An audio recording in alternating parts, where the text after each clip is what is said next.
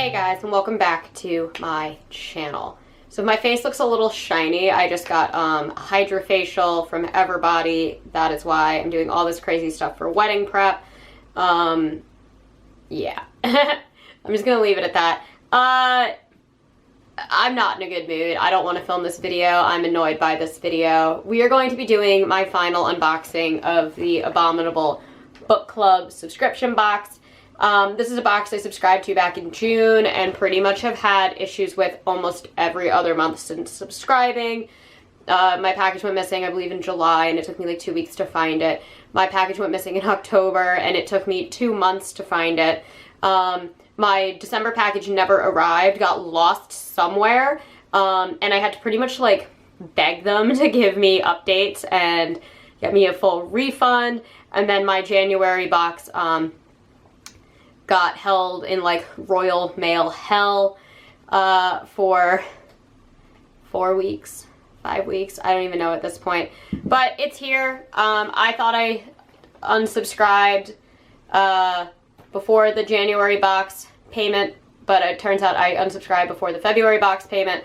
So I had to continue to talk with these guys. I had to pretty much beg them on Instagram to pay attention to me. I can't email them because apparently none of my emails go through. They've never answered a single email I've sent them. So I have to do everything through Instagram. They do a lot of things where they like read my messages, like it says read, and then like go hours, days, sometimes weeks without responding to me. And I just have to keep hitting them up being like, excuse me, hi, I'm a paying customer, like where is my package? Can you give me any information? They were never ever sending me tracking info automatically. I always had to reach out and be like, hey, where's my package? I didn't get any tracking until what, the November box, because they lost my October box, had no idea where it was, and I wasn't allowed to do or file a claim for 2 months because they didn't have any tracking. I'm just like so over this company, and I'm so over their customer service, and like I tried to be so nice and cordial to them, and I just felt like every time I asked them a question, like I was just irritating them. Like they were so unhappy to want to work with me and figure out where my box was, which is not cool when I'm spending like 16 pounds on shipping, which is like well over $20, I believe. And like the box itself, I think it's only like 24 pounds, but overall I'm spending like over $50 a month for this box to get it. And I like the concept of the box, and I really liked the idea of this subscription, but it's just been such a mess over and over and over again. So I'm just like, I'm done. I canceled the subscription.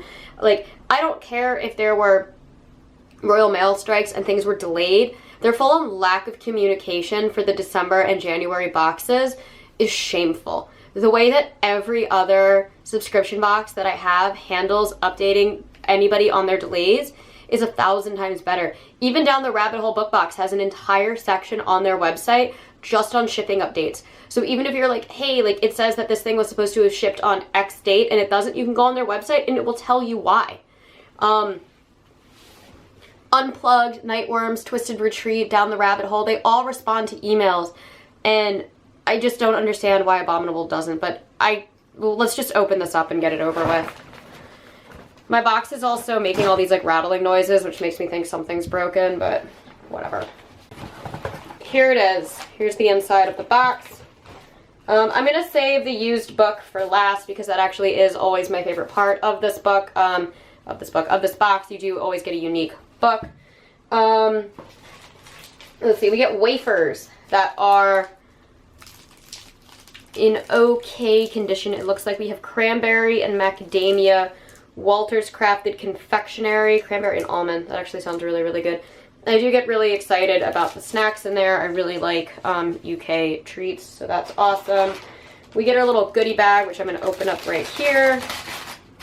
Alright, so this month we get Spice It Up Masala Chai by Off Black. I really like Off Black. I am going to be very upset that I'm no longer getting Off Black tea. Maybe I can order it online. And we get the Futures Pink Black Tea. Great. So, chai and black tea. These are two teas I really, really like. Lion's Perkadilly coffee bag. I actually tried one of these recently, and I've determined that this is so nasty. Instant coffee is really gross. We get unsweetened cappuccino from Nescafe that we almost always get, and then Galaxy Instant Hot Chocolate. I really wish that they like changed up the teas and coffees and hot chocolates that they do. It's almost always the same, and it's usually always the same brands, so I don't know, whatever. Alright, next up, do our first book. This is Reluctant Immortals by Gwendolyn Kist. This book will sink its teeth into you is a quote from Stephen Graham Jones, and it looks like what is like the Almost Famous movie poster. Okay, so it says Los Angeles, 1967. Lucy Westenra and so vampires. Lucy Westenra and Bertha Mason, the forgotten women in Dracula and Jane Eyre, have been existing as undead immortals for centuries, unable to die and still tormented by the monsters that made them. Lucy has long fought against Dracula's intoxicating thrall, refusing his charismatic darkness and her ensuing appetite for blood. Bertha Mason, the mad woman in the attic, is still pursued from afar by Mr. Rochester, who wants to add her to his collection of devoted female followers. Wow, way to ruin Jane Eyre. Then Dracula and Rochester make a shocking return in San Francisco. To finally write their own futures, Lucy and Bertha must boldly reclaim their stories from the men who tried to erase them in this harrowing gothic tale of love, betrayal, and coercion. This is an interesting concept. What doesn't quite click for me is Mr. Rochester isn't supernatural.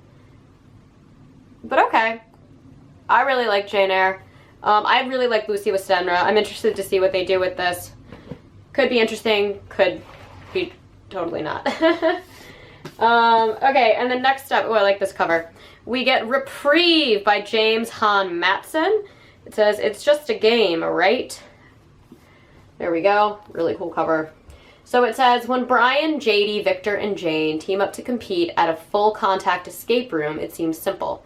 Hold your nerve through 6 terrifying challenges. Collect all the red envelopes and win a huge cash prize. But the real horror is unfolding outside of the game, in a series of deceits and misunderstandings, fueled by obsession and prejudice. And by the end of the night, one of the contestants will be dead. Alright, escape room horror. Cool. There we go. Let's see, then we have some other things in here. Let's see, we got stickers, we got a pin.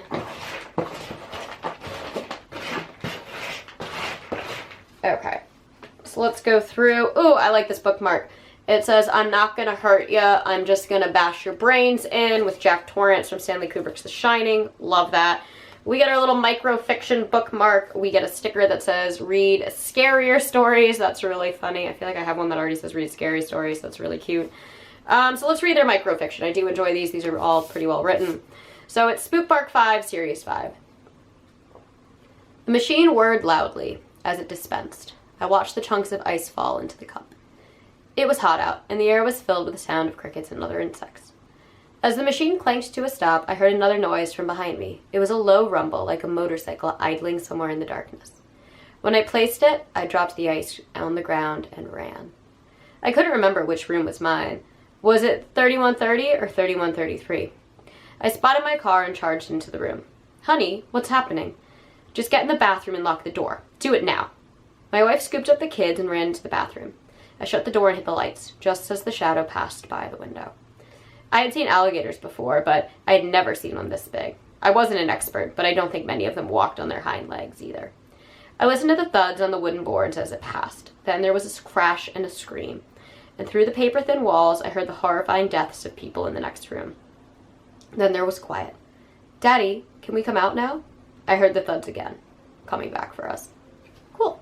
I do really enjoy those. Let's look at this month's pin. Oh. It's a xenomorph coming out of a banana? I totally don't get it. I'm sure there's like some pun there. If you understand the pun of the xenomorph banana, let me know. But I don't know. My dog kind of looks like a white xenomorph. Like he makes this face and he looks just like a xenomorph. But okay. Cool. Banana morph. Here we are. Let's open the used book. Again, this is my favorite part. I really love the packaging on this. I think it's a stellar idea. Just they did a better job getting the boxes to the customers and communicating. Oh!